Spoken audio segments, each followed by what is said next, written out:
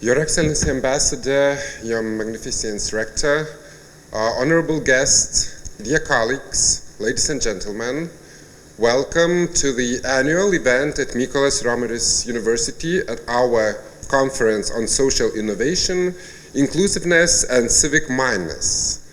And without many adieus, I would like to ask our rector, Professor Inga Zelenina, to take the floor and say a few welcoming words.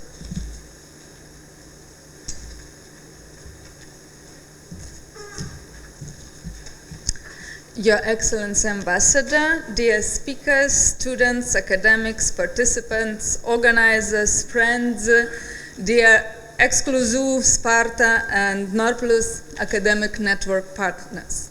I would like to warmly welcome all of you at Mykolas Romeris University at the 8th Annual International Interdisciplinary Conference on Social Innovations to discuss inclusiveness and civic mindedness. It's truly wonderful to greet all our partners and friends this morning on behalf of our academic community and the organizing partners, Inclusive, Sparta, and Norplus academic networks. Social innovations is a theme significant for industries, governments, and higher education institutions on a global scale. In the presence of numerous global uncertainties at a cultural, political, economic, and social levels, we feel the duty and responsibility to propose creative initiatives that could lead to the development of new collaborative models in line with the needs of contemporary society. We all understand that the complex societal challenges which we face today should be viewed holistically and solved from the perspective of different scientific disciplines. Universities understanding their important third mission can and should be agents of change, generating, supporting, and promoting social innovations jointly with all the people or institutions that can contribute to the solution of the identified social problems. Today we gathered here to evoke and discuss the real meaning of inclusiveness and civic mindedness through higher education, through inclusive teaching, curriculum, community work, and the sustainable social innovations developed from research, we have the power to make a significant change. The conversation in higher education has shifted from the focus on what students know to whether they know how to think, analyze, and process information around them. Educational practices and diverse learning environments should provide students with skills that will serve them throughout their lives. Equally important, however, are practices that prepare students for the society we aspire to become, also practices that empower them to create a world that is more equitable, just, democratic, sustainable, and socially progressive. Over the past few decades, the world has seen an evident increase in the access to higher education. The spread of information, communication technology, and global interconnectedness has accelerated human progress, bridged societies through scientific and technological innovation in different areas. Here at Mykolas Romeris University, we are committed to providing inclusive and equitable quality education at all study levels for all persons, both from Lithuania and from all around the world. We understand that in order to create a sustainable university community, it is necessary to ensure that through wider access to higher education, and to wider access to lifelong learning opportunities, our students will receive knowledge and skills to be active citizens of the society. Sustainable development cannot be realized without peace and security. And vice versa, peace and security will be at risk without sustainable development. Our vision here at Mykolas Romeris University is to embrace the need to build peaceful, just, and inclusive societies that provide equal opportunities based on respect for human rights, effective rule of law, good governance, and more transparent, effective, and accountable institutions. As you may have already realized from the program, our 2 days event is structured into 10 interdisciplinary streams of various social innovation-related topics, and we hope that such format will provide an excellent interactive platform for knowledge scientific exchanges. Throughout this conference, you will be able not only to listen to presentations in both your own field of interest and related fields, as well as to compare various approaches of networking, enhancement of skills and capacities, and the most important, the possibility to establish international collaborations and future joint research projects. I would like to congratulate once again all participants of this important conference and wish you all to have a good and inspiring time here at Vilnius, Lithuania, Mykolas Romeris University. Thank you.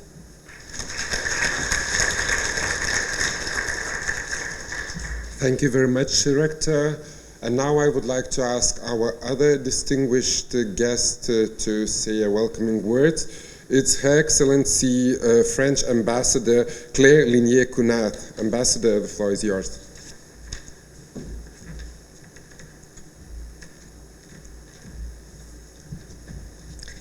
Thank you very much. Dear Madam Rector, dear professors, rectors here, all in this very nice room of Mykolas Romeris University, very modern. Thank you very much for inviting me to take part at least at the beginning of the conference. And I'm quite impressed. I'm quite impressed because I think what is impressive is the program, the number of people that will talk and give their the result of their research on these different topics, coming from justice, starting with justice or security and going to sport, quality of life, and of course sustainable development. So it's really a rich program, and I congratulate all of you for taking part to this important conference. It is of course a sign of the cooperation that University of Mykolas Romeris is having with other universities in Europe, but also throughout the world, and the importance that this university places in this cooperation. And as you know, it's also part of my job as an ambassador to support this kind of exchanges and to support in general the cooperation between French and Lithuanian universities, but also in the European framework. So I'm very happy that you are all here today to work together. I just wanted to give you some information about the current state of this cooperation between universities in France and Lithuania. Maybe you didn't know, but we have each year around 350 French students here in Lithuania, most of them in Erasmus stay, so short stay like a semester, sometimes they stay for a year. They're not all in Mykolas Romeris, but some of them are here, of course, and they are throughout Lithuania, in Vilnius, in Kaunas, in Klaipėda. And I've met many of them 10 days ago, actually. To understand or to see what is their impression and lessons learned by this stay, and they're all very, very happy to be in Lithuania. This is a very different experience for them, both because very often they discover the country, but also because the teaching is different, and this is very often complementary to what they know and what they have done in France. So I think it's a good experience for them, and I hope it's a good experience also for the university that welcomes them. So we have this group of students, but we also have students that stay longer, a longer period of time. And Madame Rector, you told me that there are at the moment 23 French students at Mykolas Romeris University, and this among them maybe some Erasmus student, but also among them students that are doing this what we call the double diploma program. You have here in Mykolas Romeris 2 double diplomas with France, with Université Savoie-Mont-Blanc Chambéry and Bordeaux University. And I think this has helped you to build ties, long-term ties between your partners in France and your university. And we favor this kind of double diploma because we think in the long run it's important, because then the teacher have a long-term experience, and also the professors. Today you are having this 8th annual conference on social innovation, inclusiveness and civic mindedness. I'm impressed also to know this is the 8th gathering, so it's you've now probably having a very good knowledge about these topics. And also I'm impressed by some conferences or address we will have, like about blockchain and other technologies as mean to ensure inclusiveness. I will be very interested by this new item. So again, I congratulate you because it's quite rich and interesting and quite modern topics, but I will not comment because this is not my field at all. I just want to mention the fact that you will have also during these 2 days of work a meeting of Inclus-U. I don't know how you pronounce it. This is this network of European University that is applying for the project of European University to the European Commission.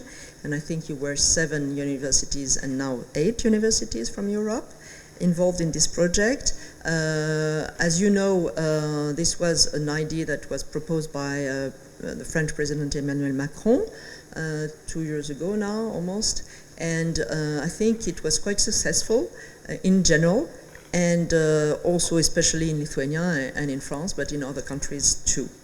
And for us, it's a very positive initiative, and we will be there if we can to help you to continue this work, and probably to be selected at the next round that is going to take place in the following months.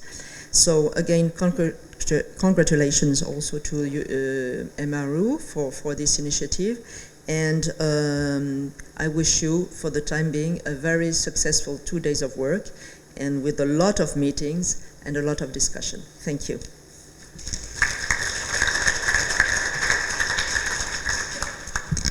Thank you, Your Excellency. And now the welcoming speech is over, so we can stand easy, relax a bit, and start the opening session of the conference.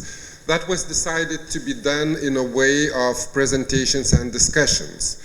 And first of all, I would like to ask to deliver first presentation Professor Rui de Castro, who is the Rector of University of Minho, Portugal. So, Director, please.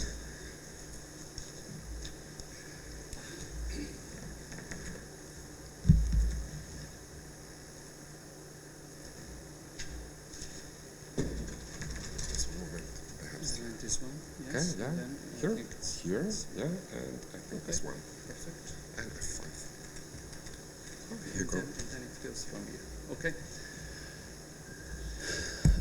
Good morning to you all.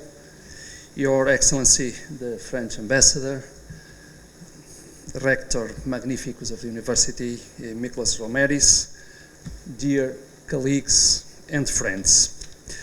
First of all, I want to thank you very much for inviting me to be here on this occasion. It's really a great pleasure. I'm honored to be among all these colleagues to discuss such important dimensions of the universities, as it is the case of inclusiveness.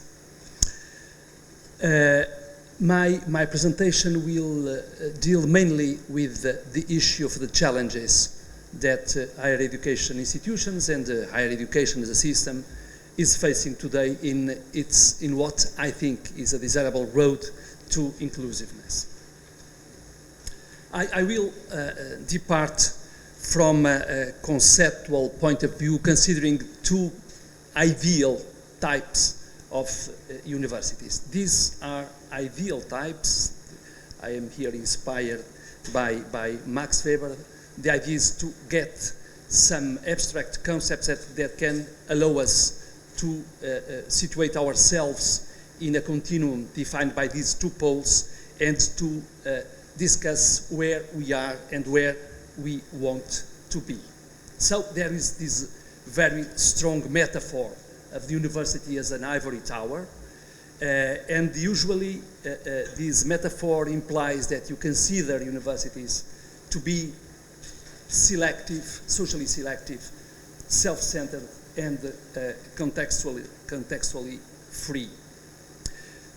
This can be, as I mentioned before, ideally conceived as a pole of a continuum, in the other pole being what we can call an open institution. An open in the sense that it is inclusive, that it is in permanent dialogue with society and economy, and that because of that it is context-based. When we consider these two modes of looking at higher education and higher education institutions, we can derive from these characteristics a few principles that are listed over there. In the first case, we have a knowledge-based institution, oriented to educating the elite, socially reproductive, and using the words of a very well-known French sociologist, the home of the inheritors. On the other hand, we could identify principles like an orientation towards not only the production but also to the transfer of the knowledge that is produced, oriented to educating across the social groups, committed to human, social, economic, and cultural development, and fostering social justice. Of course, we can position along the history and currently our universities in this continuum, going from one pole to the other pole. And of course, what is underlying my presentation is that we need to move to this the pole in which universities are considered to be open institutions. And to do this, we have to be very committed with the social, what we can call the social dimension of higher education and higher education institutions. In the next 3 slides, I will consider some positions that were assumed by the minister responsible for higher education in the development of what is commonly known as Bologna process. This idea of a social dimension of higher education is not an old idea in the formulation of European policies. The first time in which it appears clearly stated is in this London communique of 2007, in which it was stated that higher education should play a strong role in fostering social cohesion and reducing inequalities. And the attention was put in this idea of enlarging the student body, not only in terms of entering higher education, but also in terms of participating in it and completing it. And another important idea in this respect was that conditions should be given for students to complete their studies without obstacles connected with their social and economic background. This idea evolved in the Leuven ministerial meeting in 2019, where the idea of having a widening of the participation in universities through the presence of underrepresented groups was stressed. And something was at that moment added. The idea of improving learning environment and creating the appropriate economic conditions for students to benefit from the study opportunities. And for first time, and this was 1 decade ago, no more than that, the different countries were urged to set measurable targets for widening overall participation. In the recent Paris communiqué, dating from last year, it was acknowledged that further efforts are required to strengthen the social dimension of higher education. This means that the ministers were not completely happy with what was reached along the previous decade. So, at this moment, there is a first question I would like to put here. It is, when you consider these political statements, it is clear that there is a commitment to promote social justice and, as a consequence, a democratic society. But if we consider other aspects of all of those documents that I mentioned before, it can also be seen that there is a great concern with fostering knowledge-based societies through widening participation. So the question is, why are we promoting, why are we saying that we need to wide participation in higher education? Is it because we want to foster knowledge-based societies and we are viewing mainly the development of the economic dimensions of our societies, or because we are clearly committed to promote social justice?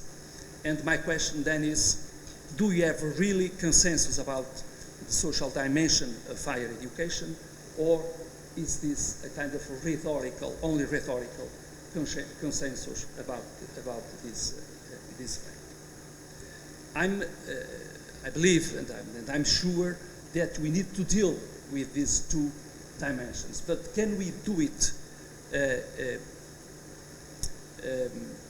in a way that we can profit from these both targets?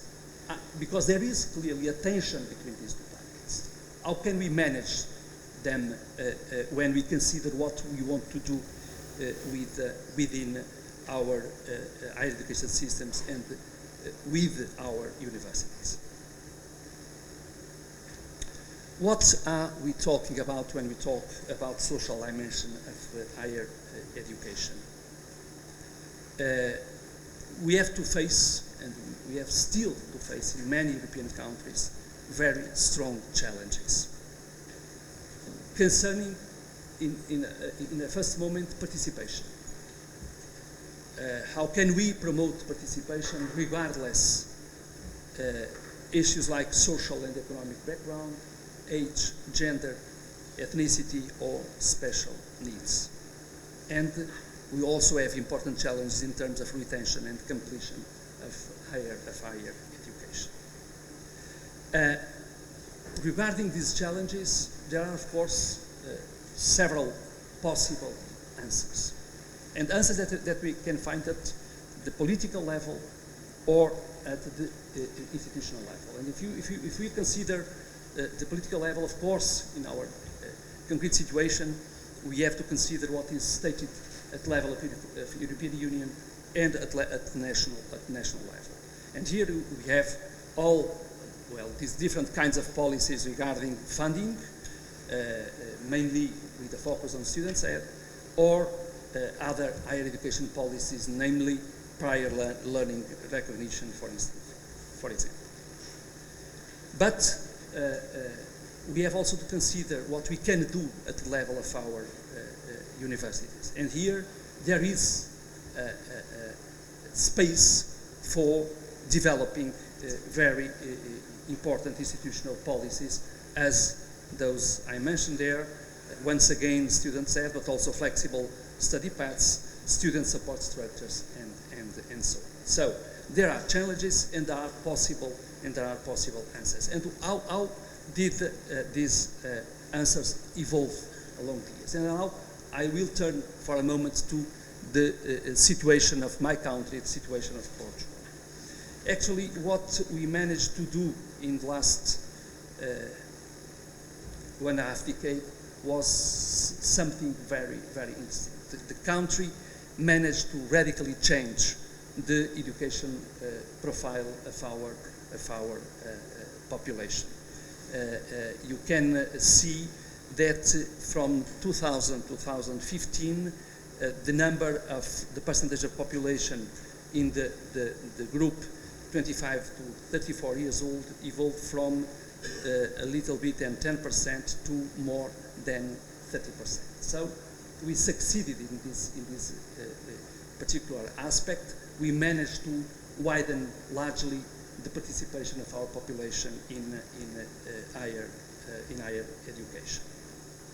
But this is only part of the story, because there are other parts of this story. In any case, based on the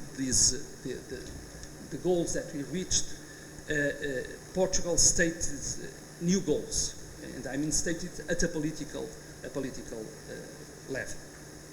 And the first one, and this has been reinforced continuously by Portuguese governments, the idea of building a knowledge-based society with improved economic performance. This is the first characteristic. Creation of good jobs, second characteristic, and increased social inclusion, third characteristic. The idea is to achieve European convergence by 2030, and the target is now to have 50% of our population aged 30 to 34 having completed tertiary or equivalent education. But we have a lot to do to reach this target.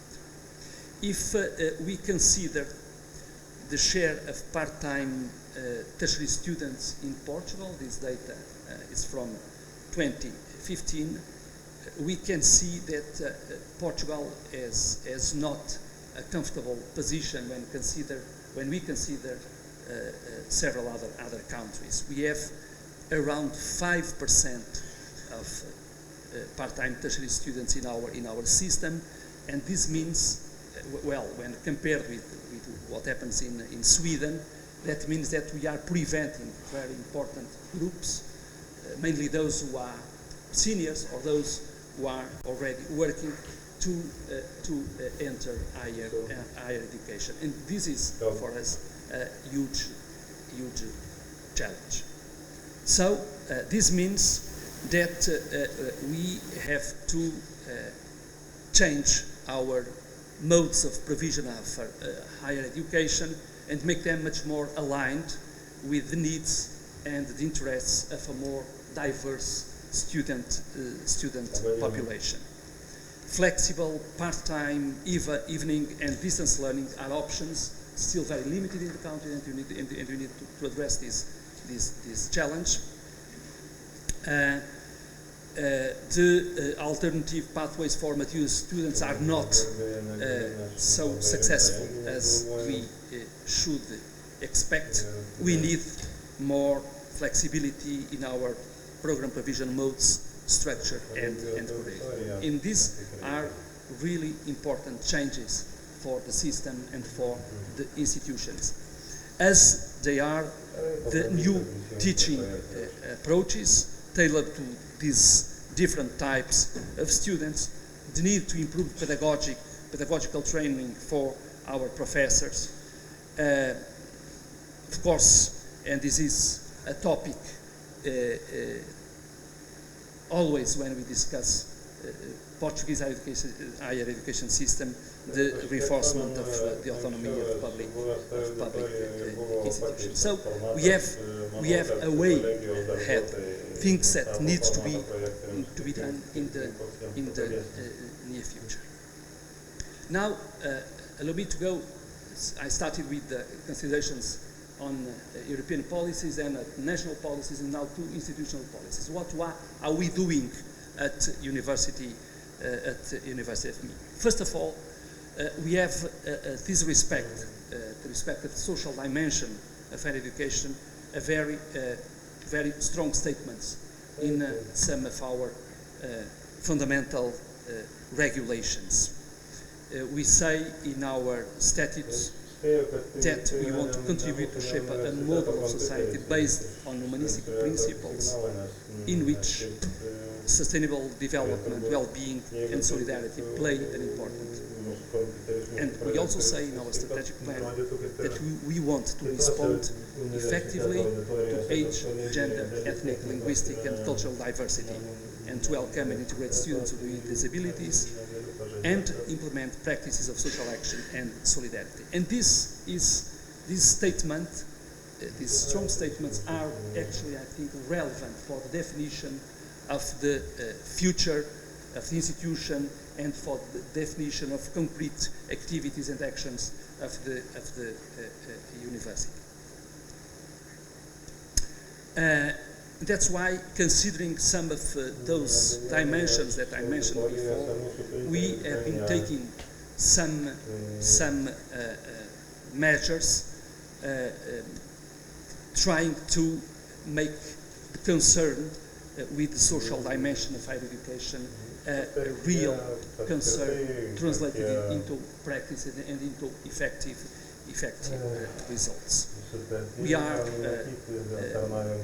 promoting several activities in what concerns participation, for instance, students tutoring and the work of our academic path observatory, pedagogical innovation, grants offered by the university, when considering age and trying to widen the participation of our population. We developed a lot of part-time courses at no traditional times too. Distance education is now a concern at the university. When considering gender, we are very active with our prospective students, trying to make them understand that STEM programs are not exclusive to male students. And well, there are some other programs that we try to develop matching these concerns with the social dimension of higher education. But of course, as a university, we need to go further.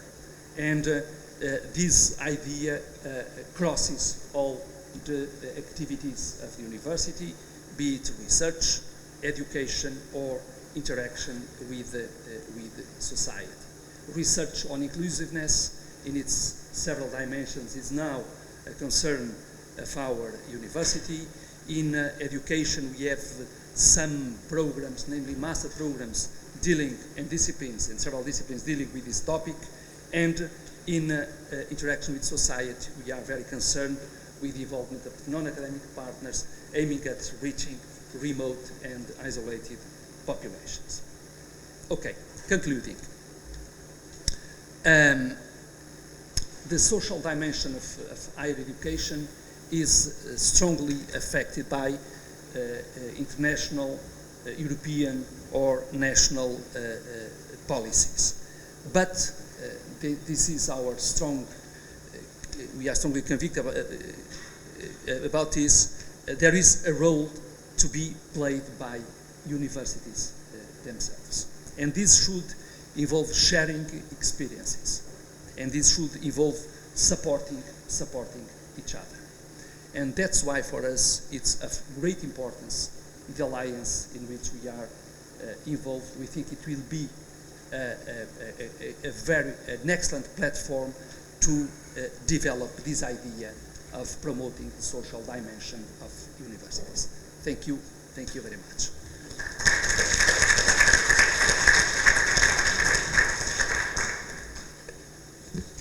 Thank you very much. And because we are having some complications with the Professor's De Castro schedule, he has to leave quite quickly because he has a flight to China. So can we agree now to, if you have questions on his presentations, you are welcome very much to ask now, not to wait till the end of the session. So the floor is open for the questions. I'm very sorry for that, okay? It's not a problem. Everyone knows that the work of the rectors is a very complicated one. So yes, thank you. Please ask a question. Can you please put the microphone? Maybe it's less a question than a comment. I very much liked your presentation, and I think most of European universities are, at least in Germany, are now on their way of leaving the ivory tower and moving to the open university. But becoming an open university, or we at Viadrina have been an open university from the very beginning, also comes with a series of challenges, because once you open up to society, you also realize that the political conflicts in society, especially in an international environment, also enter your university. So we really have to prepare our student staff to handle students coming from regions that are in conflict with each other, even in such simple things like language courses. So there's really a challenge also coming with the open university, and we think we should be well prepared for that, and there's a lot to learn along this road. Yes, I agree with you. There are challenges and there are risks too. But I think that we don't have any other solution than to become more and more open to what's going on around us. Of course, what I think to be a major risk is that we can lose some focus on what is the essential dimensions of the university. I try never to forget to say that. We deal mainly with production of knowledge, distribution of knowledge, dissemination of knowledge, education, and interaction. And these are our main goals, and we can never forget them.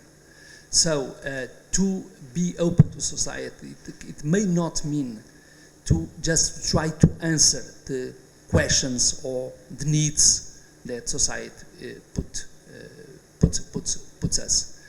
So it's a very difficult balance that we need to manage that, because it doesn't make sense, I think, when we consider the objectives of that nowadays are the objectives that most of the universities assume, to refuse these strong connections, these strong links with what's going on, with what is happening around us. So this is not an answer, of course. Do we have more questions? Thank you, Director, for the impressive, inspiring presentation. And seeing the statistics which you showed from the example of Portugal, I want to ask the impressive numbers, how higher education institutions through a very short period increased the higher education attainment tremendously. And what were the concrete measures on national level, on system level, which lead to this result? Yes, I would say that for some years higher education became a national issue in Portugal, and there was a great consensus, a great social and political consensus about the importance of these institutions and about the importance of fostering the level of education of our population. So some policies were assumed, they were developed in close cooperation with the institution. We changed a lot the processes of access to higher education. And well, this is a good result. We are very proud in our country about what we could get in a so short period of time. But of course we have problems. We are facing problems, mainly problems with, you know that we crossed a tremendous financial crisis and economic crisis in the beginning of this decade. But the fact that even at that moment, our governments, they understood that they need to continuously support higher education as a means to answer the challenges put by the crisis that we were crossing at those times. This was a very distinct moment for the country, in spite of all the difficulties that we faced. But I'd say that the fact that we managed to have a strong political consensus, a social consensus, and a great involvement of the institutions was the key to get this kind of results. Yes, please. Any more questions? Okay, so I also would like to ask one question regarding this, that your university, the practice of your university, is it in a way unique in Portugal, or is it a general trend of the all Portuguese university, and as you spoke about national consensus, or are you the ones who are driving actually the boat? It's difficult to answer that. Well, our system, we have 14 public universities in Portugal, and they have very different traditions, and they are very diverse. What I can tell you is that we are a quite recent university. We are established in 1973, but from the beginning it was clear to us that the university should be a university inscribed in its context, in its regional, in its national context. But of course, we never forget that we are playing in the global role in the global arena. But for us, since the beginning, it was clear that we should be committed with the national and regional development. And that's why most of these measures, they arose as almost natural for us. It has to do with our implication with society, with our implication with the economy. Of course, I should not answer your question in the sense that, well, okay, are you unique or not? We try to do our best in this respect. Okay. Thank you very much. Do we have any more questions, comments? Okay, so thank you for the questions, and thank you so much for your presentation. If you can still stay, we would be pleased. But anyway, when you will need to go, please also take your time. Okay, thank you very much. Okay. I apologize all of you. Okay, in each of you. Thank you very much.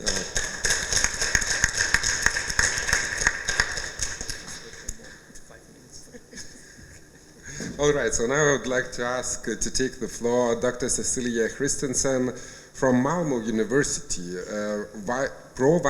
Prorector Vice Chancellor of the university, and she will speak about global engagement and challenge-based learning in our complicated current times, perhaps.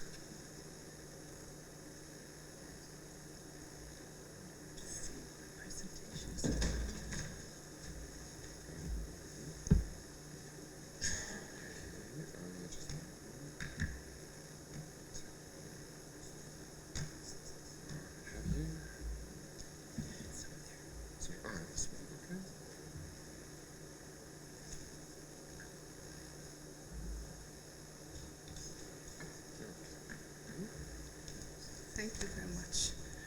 Good morning, everyone. Honorable, excellent ambassador, dear rector, moderator, my friends in the panel here, and all colleagues and friends.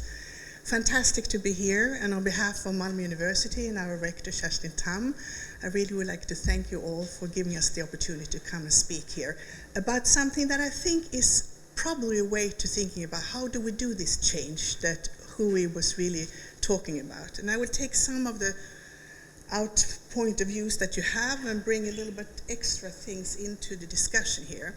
My talk is Challenge-Based Learning, a Paradigm Shift in Higher Education for Social Inclusiveness. I will talk about the role again. I think it's good to set in context what is really universities for. What are we for? And what kind of challenges do higher education have regarding to adult lifelong learning? And why should we talk about challenge-based learning? We talk about challenge-based in research. We have done that since the beginning of universities, but now we're adding on learning. And also I will give you some explanations or more examples of what Malmö University have been doing the last 4 years when I have been the Vice Rector for Global Engagement and Challenge-Based Learning.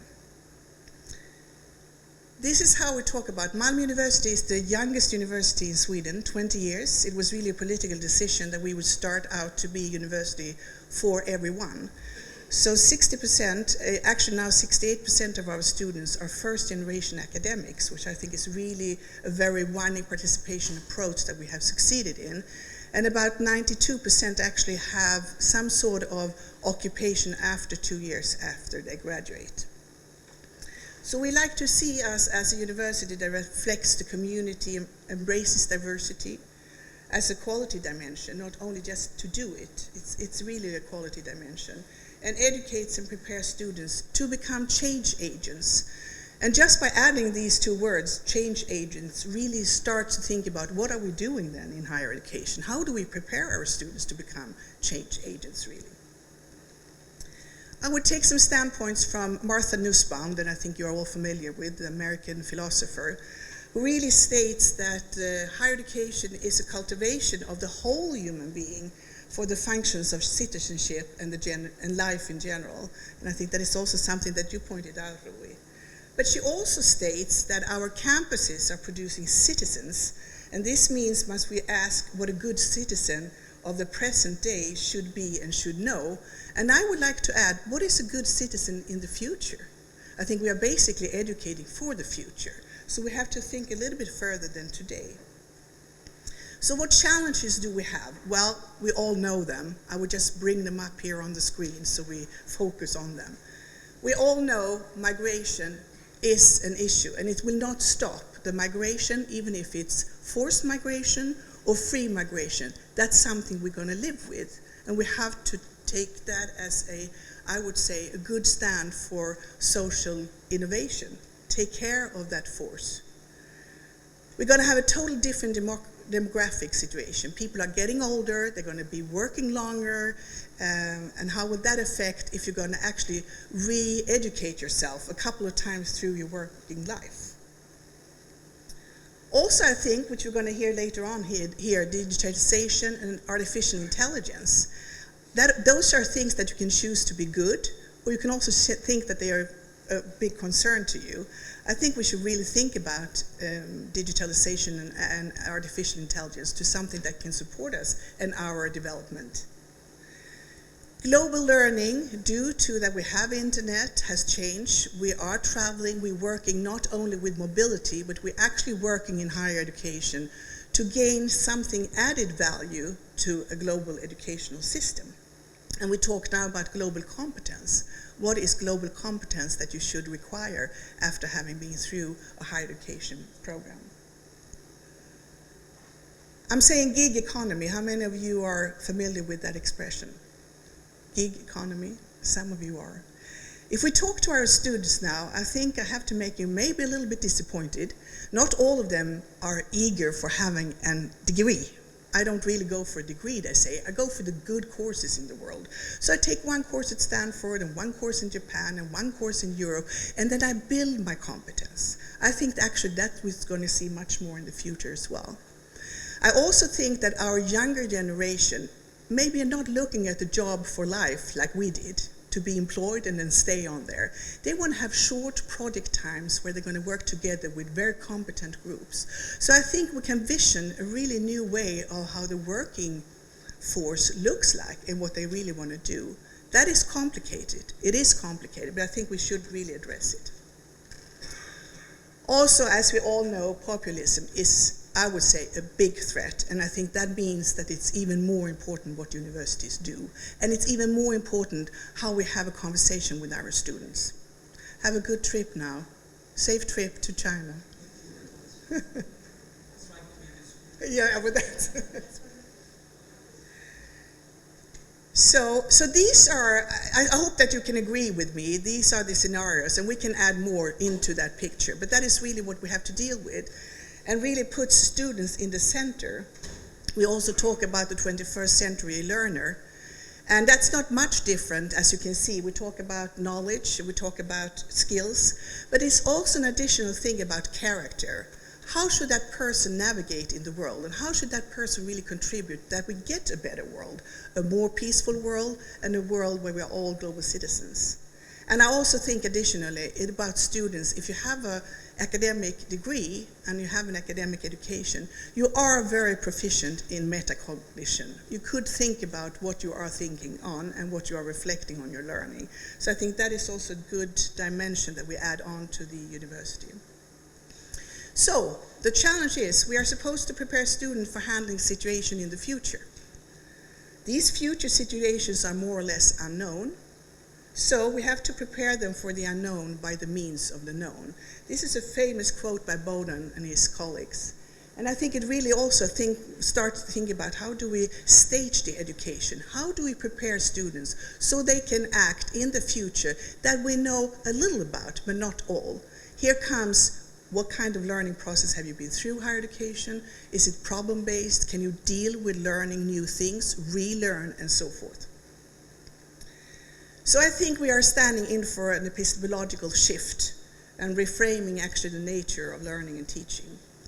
What students do with knowledge is what we have been doing quite intensely, but we really have to go from mastery of content and skills to using knowledge and skills for a readiness to act in society. We also think about going from reproducing knowledge to actually construct, reconstruct, and co-create knowledge, and knowledge for change in a learning society. And also, thirdly, learning from and through experiences to construct meaning and address well the real world problems. And that is really, I think, learning for change to improve society, and that's where we come in, how they act as change agents. So leading you into Malmö University's work with challenge-based learning, I think we have some foundations to lean on, and I think you all agree with me. I will just mention a couple of theorists that we lean on to really especially much, and that's of course John Dewey, who everyone think that he said learning by doing, but he was not. The quote should be, learn to do by knowing and to know by doing. And I think that's more deep than saying just learning by doing. And you all know very well that he also advocated it's not only about knowledge, acquire knowledge, it's about really to learn how to live. And you can now recognize the ideas from Nussbaum that she picks up. And I also think it's about getting prepared for a world where you can actually work with skills for the better good. And I really, really love this quote that I think we should think a lot about. If we teach today's students as we taught yesterday's, we rob them of tomorrow. And that is a big shift for us to do in higher education, to shift from the way we were taught in academia to actually what should we teach for the future. And I think with the Sustainable Development Goals really put this also as a big issue. Paulo Freire was really the one that put out who actually gets access to higher education. There is a lot of people in the world that do not get access, and I think that's why we should celebrate that we are working with widening participation. We have a lot to learn from people that have had another route to education than the normal academic family student. And I also think that critical pedagogy, the way he phrases it, is a space for students to act and assert themselves as agents. So here you know the agents of change is really coming from his concepts. And also Donald Schoen, who talk about the reflective practitioners. So we really want our students to have a methodology to deal with problems when they are actually in society working. And I'm sure that you know action-based learning, about that you have some sort of an action, you will respond to it. It could be a surprise outcome. You reflect in action, and you maybe take some adjustments. But that will, in turn, only bring you around that loop. So if you want to make a big change of something, you need a reflection on action, and you need that to be able to take a standpoint, what you need to change. And this is the action learning, and it's also the double loop learning. So we need to have students knowing that it's not only them that have to change based upon theories and what they learn in university. It's also a system change that's needed. And finally, I think we should also mention that the dimension is not only cognitive, it's not only about emotion, it's really about who you are. So the change needs to be some sort of transformative learning for change. Not everything that you learn means that you change totally as a human being, but you probably can, each of you, remember some time when you learned something that really made you look at the world with different eyes. So this is what he talks about. It is really how we make sure that we're not only living by beliefs and opinions, but actually true things that make you turn around and do something with your learning. So he spoke out like transformative learning is the promoting of deep learning for change. So those are the ones that we do have lent on related to why we should pick challenge-based learning. Challenge-based learning came up 2009, and it was Apple who really phrased this, as you can see here to the right, where they are mixing a lot of pedagogies. I think they're good, but they're not referring to any kind of theory or background. But we picked this up, and we thought there are so many good things, so we can bring it into the university and do more of it. So that's what we did. We actually identify all the pedagogical methods that are student-centered learning, and those you can see here to the left. And those methodologies we are all working with at universities. And they actually phrase an approach to learning that I think you can find here. It's student-centered, not only for the learning, but for the student in a holistic way. Students are looked upon as being partners. We work with really authentic problems that are challenges. We devote that learning is a social construct. We work with curiosity.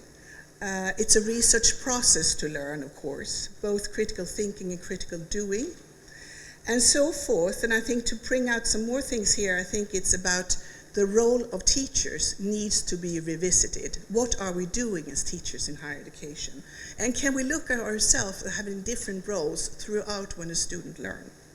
And I also think that academic attributes become much more explicit when you work with challenge-based learning. Here is just a picture to say that what we tried out, and this is just to say we're not talking, we are really doing things too. These are students in a bachelor program of graphic design that took the syllabus, took all the learning outcomes and cut them separately. And the students rearranged the syllabus. The teachers did the same thing, and then they met.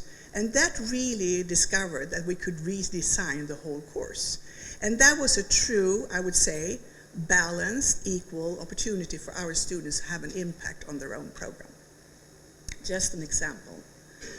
So if you look at the domains of challenge-based learning, and I know this is a really short time to push this all into you, but there are 6 domains that we really think are necessary to shift over to challenge-based learning. It's about an epistemology. It's about how you view your lifelong learning process, the role of higher education, and actually an effective approach to teaching both the thinking and the doing. It's also about acknowledging that everyone that comes into higher education actually has a lot of competence. That person we can actually integrate in the course in a different way than we really do. We look at our students that they are a new group of people and they're coming in next course, but we really don't care about identifying what do they bring to the course. It includes, of course, collaborative and pedagogical methodologies where student is in center. Again, it's very important that students really are asked to take on issues that are authentic, and they do it together with the teacher. It's not the teacher bringing in the problem. It's really a co-construct of the problem. Here is the one that we all say we are doing. We're working with our stakeholders in society, but they have to be part of both designing programs and also being a part of when the students learn. And how do we do that? And the sixth one is about promoting change towards a learning society. A learning society where you basically have no ivory tower. You have an extending learning process where the universities are also taking responsibility for the more informal learning that goes on. Here are some issues that our teachers said. Why should we do this? Well, we need to have a common language when we talk about learning. That's important. It's also important to understand that you do this together with students, and I would like to lift, for instance, McMaster University in Canada, where they have students as partners as actually a program that you can take with leadership, with teachers, with students. And it's also, I think, it's a way that we constantly have to ask, how do adult people learn? How do they learn? It will differ for different disciplines, of course, and we have to address that. So I will give you some idea of how we have been working in Malmö with this, because it's not a top-down. It's both a top-down, of course, because we decided this is important, but we have really made sure that we have had whole faculty with us. So we started 4 years ago by asking all the faculty to come up with a strategy. How do they work? How do they actually today work with student-centered learning? And what would they like to do in the future? All faculties, we have 5 faculties, and they really vary from very general academic degrees to very professional programs. Then we formed cross-disciplinary groups that were based on an interest for research related to that. That took about a year. Then we identified that challenge-based learning is actually, we would like to call all this that we are doing. And we, as faculty members and students, we are defining what it is. So it's actually something that we have to do actively. And also, it helps with money. So our rector came about to give research grant for 4 projects during a year, where these research groups could actually apply for money, which was tough. We realized then that funding, they have to be familiar with challenge-based learning, so that was a trick. And we, of course, shared ideas. We went to a lot of international conferences. I mentioned students as partners in Canada, but we also, of course, had European meetings, the first forum of learning and teaching, where I had a keynote. And it was really interesting, because this is nothing new. I think everyone at universities really talk about these issues. We also took the opportunity to be chairing a thematic work of learning and teaching within EUA,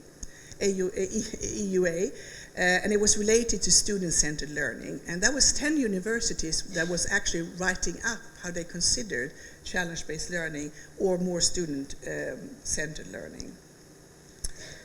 And then we took the advantage also of seeing that there are other universities in Europe that really are struggling with these issues and want to move this forward.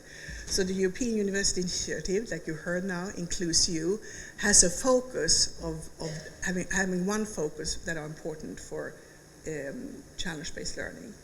And meantime, we're not sitting and waiting, because we're doing a lot of work. So we are doing, first of all, a systematic review to see what happened in 10 years, from 2009 to 2019.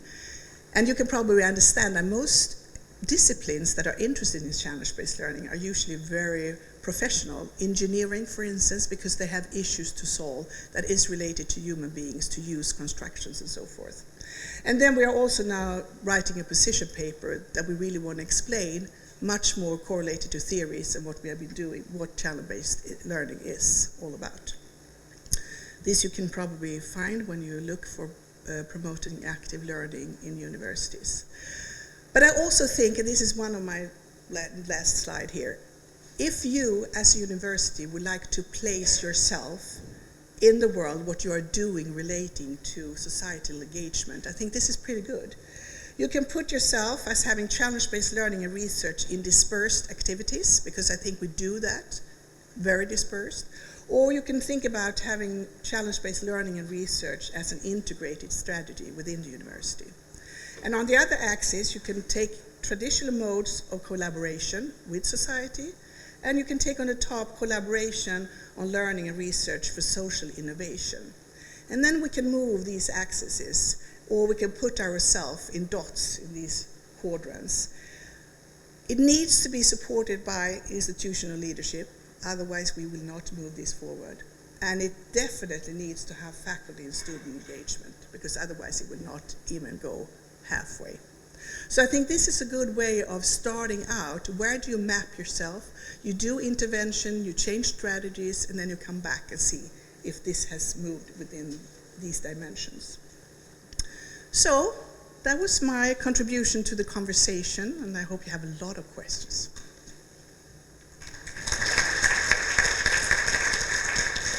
So the floor is open for the questions. Please just raise your hand and let's continue. Yes, please. It should, yeah. Now like this one. Jürgen Neuer, European University Vienna. I have a question to Cecilia. It was a fascinating presentation, and we're trying to work pretty much along the same kind of lines, I think, at our university.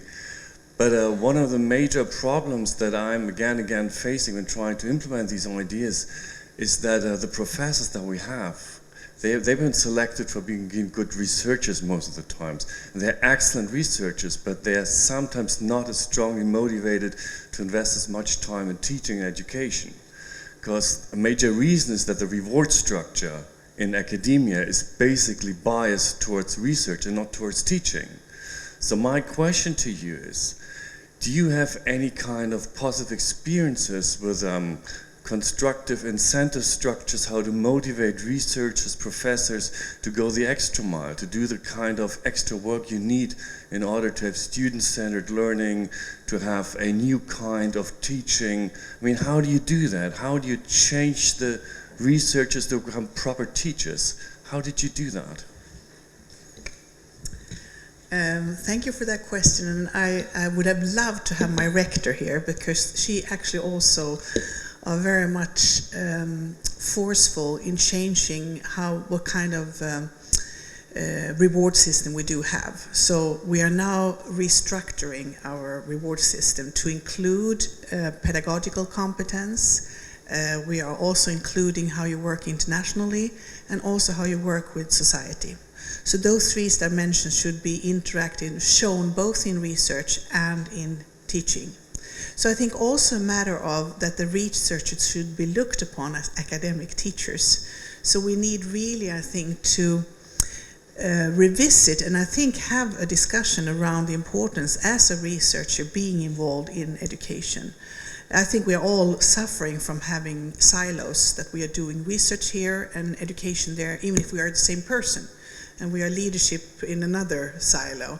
So what we need to help out is to find an integrated system where we are, I think, actually taking care of the competences we do take with us as researchers into the learning room. And I think it's easier with having access to internet, having a lot of big data, open data, because our students are really concerned not only with what you are doing as a researcher, but what's the world doing. So I think we also have to really change our way of how we perceive ourselves as researchers. We are in a web, and we are related to what we do. But I also think the critical thing is that you need to be working on research matters that are with impact to society. And I had a really interesting meeting with the National Agency of Research Foundation in Australia. What they are doing now is to starting out with the impact. So you start in your planning of your research with what impact you consider your research going to do. And then you work backwards to see what your process and methodology should be. Now I took a wide tour here, but I think it's yes, I think recognition is important, but it's also about how we restructure the way we work at universities as researchers and teachers. And it's also about funding. that really promotes that the research teaching is integrated. And I think our students will be very meticulous in the future of picking universities where they see that this is working hand in hand with society. Long answer, but... So I have one comment. Yes, please. I think when it comes to recognition, maybe we can adopt blockchain for that purpose. Like we can tokenize professor and researchers' effort. So, for example, like many professors, create excellent teaching material, and then maybe that material can be shared on the network, on the blockchain network, and it depends on how many students download it, and depends on how many other students globally download it. So, using blockchain, we can issue a token to the author of that material, right? Maybe same idea can be applied in research and then like a teaching recognition by student. So we can, as long as we can tokenize, we can recognize the professor fairly. Okay, thank you. Yes, please. Yes. I'm Karolina Walenci-Gryba. I'm from Poland. First of all, thank you for your great presentation. I was waiting for it very much, Dr. Cecilia. You said student as a partner. I would like to ask you about your ideas, how to keep the balance between mastering and the cooperating. Could you rephrase that last part? I think I lost you there. How to keep the balance between mastering and the cooperating with students. Are you asking from the perspective of the teacher? Yes. Yeah. Good question. I think we really, how many of you here are teachers in higher education? Okay.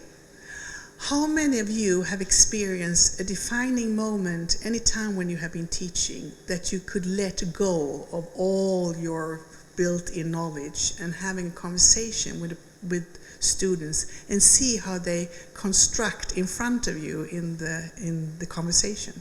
Have you experienced that? So if we, and I have really long-term work with problem-based learning in dentistry in our dental program, we started in 1990. And if you have been through that process of being more navigating and facilitator in the learning process, that is much more powerful than you standing up and having lectures. That is one dimension. Then when you see how the crowd of wisdom, which I always love, when you get a lot of people together, the wisdom will be even more there because you really asset all the different competencies. So I think it's a matter of how we educate our teachers in higher education. So along with all these things that I said, I didn't talk about that our Center for Learning and Teaching is now working with me. So what we're doing is to work with teachers that are really interested in this. They become like teachers for the teachers and engaging them. So it's sort of a process. It's a little bit of a blockchain, I think. You know, if you're starting processes and you make them collaborate, then you see it's quite powerful. And I have colleagues here from Malmö, Jonas and Niklas, who have actually been seeing how in 4 years we have enhanced the interest of this. It takes time. But I think you have to show good examples, but you also have to research the examples, and you have to say that in long term, this is going to be a change. But I think the most challenging part is how we talk about these things as researchers and teachers in higher education.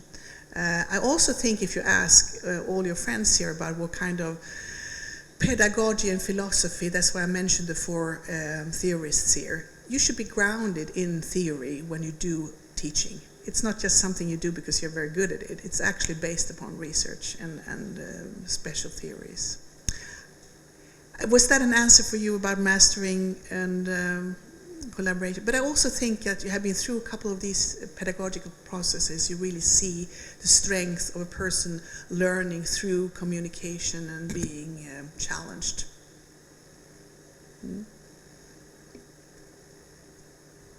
Okay. Yes, please. Following up on the question before, I also liked your talk a lot, Cecilia, especially relating it back to theory. And maybe there's one theory I would like to add, because this is Maria Montessori with her idea of self-education. And sometimes I ask myself how we keep the balance in an inclusive university, because we look at our students on what they bring into the institution, and we try to support them as intensive as we can. But this also is a way of taking them by their hand.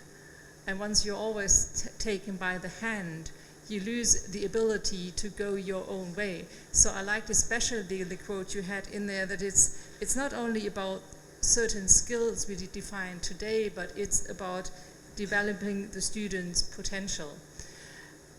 And saying this, I have the question, so what is your experience so far with your approach? Does it help to make the university more inclusive? Or do you see that some students are more ready to engage in this kind of learning process than others? Great, and I think you have a lot of theorists. I mean, I could make the list long, but thank you for bringing Maria Montessori, which is actually taking your own motor and what you do with it, and that we don't want to have shaping people into the same shape. But yeah, I think what happens is that you get a lot of enthusiastic students that think this is great. I really have no problem to do this. Most of the pedagogical methods here are the ones that are trying to reach to more than the good student. So when you work with problem-based learning or active-based learning, what you do is that you benefit for the group working together. So even those students that are not so well-oriented in the beginning or not so pro doing it, they are maybe more reluctant. But because working in the group, they see the benefit. And I also think it's a democratic thing. Because when you work with this group and you give responsibility and say, you have this responsibility, it's not mine, it's yours, you are building this. And I've seen it so many times, if you're really true about giving responsibility to a group of students, that can fail. Because that's another thing, you have to allow failures. I think they grow really fast, and I think what really happens is, and I think it's more now when you have students coming with good background using internet, but they are also aware of that just because they are out in internet, it's not that they are good students and working with internet in a learning perspective. So I think that's another discussion. I think it's a metacognitive thing that you have to do with all students starting out. You're coming here, what are your foresight when you are leaving the university? What would you like to bring with you? And if you ask that questions, all students really think they want to be active citizens. They want to work for peace. They want to work for climate that are really safe for all of us. But if we don't give them issues that are related to that, we're killing their curiosity, and we are really making them, like you're saying, in the box. We are leading them by the hand. So I think what we should do, let go of the hand, but maybe have a little bit padding in the back, so you can fall if you want, but really go out there. So it's a little bit nudging and pushing, but we are not really comfortable with that as university teachers. So we have to do a lot of rethinking ourselves, and it's going to be painful to leave that sort of safe auditorium where you are to make something new.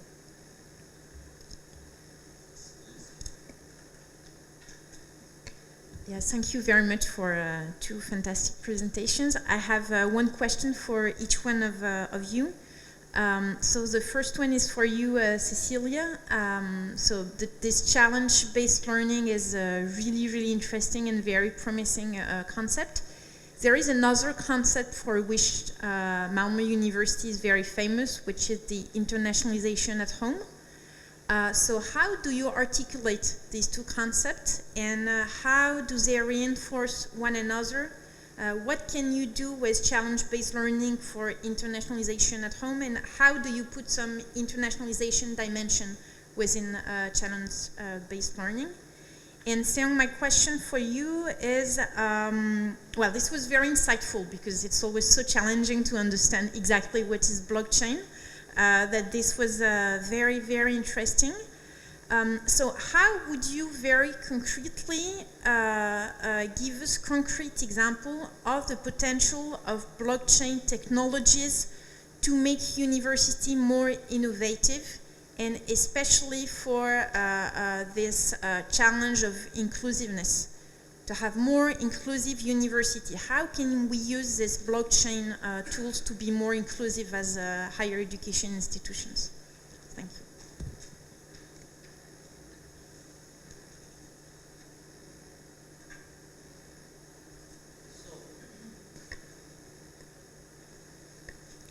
I think it's a blockchain is basically a P2P, we call peer-to-peer network. That means it's based on kind of like a co-creation. The concept of co-creation should be applied to blockchain-based education. So, so it's not a new concept, but co-creation itself is not a new concept. It is usually from customers, like a science kind of a thing. In the past, we believe government is smarter than citizen, and the business is smarter than consumer. So government and then business decide the goal and approach everything, and it was one-way communication. And then with the introduction of the internet, now we believe citizen is smart enough to argue against the government, and the customer is in many cases smarter than business. That's why we talk a lot about co-creation. That means customer, business working together to create new idea, and then government, citizen collaborate together to create new idea. I think the same idea has been applied to university, but in terms of co-creation, university has been lag behind. And then from the viewpoint of my major, innovation and IT management, so IT can play a key role in that regard. When a certain area is a lag behind the trend, IT can play a key role. So for example, business adopted a system called the ERP, Enterprise Resource Planning System, so to make different parties in the organization overcome silo and then collaboration as a whole unity. Because organization doesn't follow that direction, so organization adopted a centralized system to make them function as a single unity. I think the same approach can be applied if we adopt the idea of blockchain, basically blockchain as a system, push P2P approach. So like a blockchain makes the borderline stronger and then central area weaker. That means like a grassroots kind of approach is guaranteed if we follow blockchain as a system. I think if we adopt blockchain paradigm and approach, we can make more engagement of students. Like who is the, simply speaking, who is the number one stakeholder of the university? In my opinion, still always we should, in terms of business approach, is a student oriented. And with blockchain, I think we can make a student oriented approach for every initiative. And then, as I mentioned again, so for inclusiveness, in my opinion, so maybe we can adopt a token approach. So by issuing a token, we can motivate student engagement in many aspects. Token can be source of like a tuition in the future. By making more participation, student can earn more token, and that token can be used for tuition, or that token can be a source of extra credit for class. And then with the viewpoint of a university administrator, you can clearly see the flow of token, like statistic about token, like by different school in the university kind of thing is possible. You can clearly see the flow of token. In the way you can do some good, positive sense of manipulation for the university, in my opinion. Thank you. I will reply on the question around internationalization at home and challenge-based learning. I think it became very obvious for us looking at our student population in Malmö, which is about, in Malmö we have 183 different nationalities in the city, and of course that is represented by our students. So we have a student population very mixed. And as soon as we start to think about how do we actually work with students under those premises that they actually have their background in different cultures, that is one step you can do it. But what we also did was that already in 2000 we had a master program in communication for development that is based upon an internet online course where students are sitting all across the world and that issues are brought up based upon the problems that they see in their local area. So what you really truly do is to using online methodology but working with the real context in each area where the students are.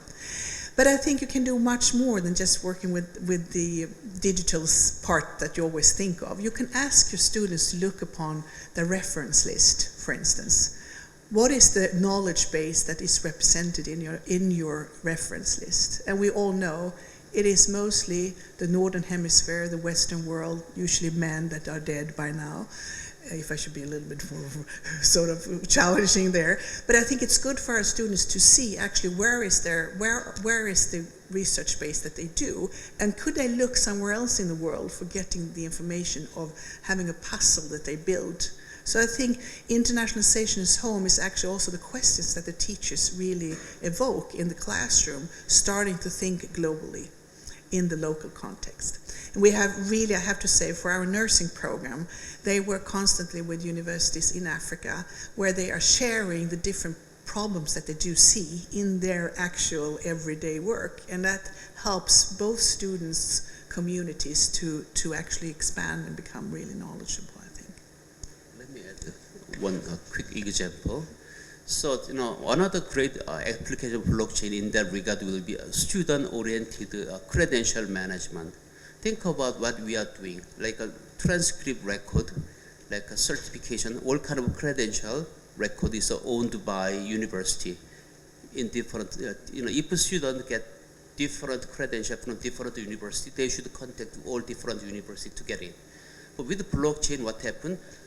If we save all kind of information on blockchain network, they can be controlled by individual students. So student become an owner of his credential or her credential record, and that he can design his path, and then he can access and provide it as needed so easily. That's another great benefit of using blockchain.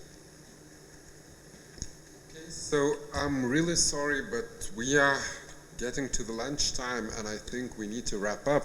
So I would like to ask everyone to give a big round of applause for our presenters.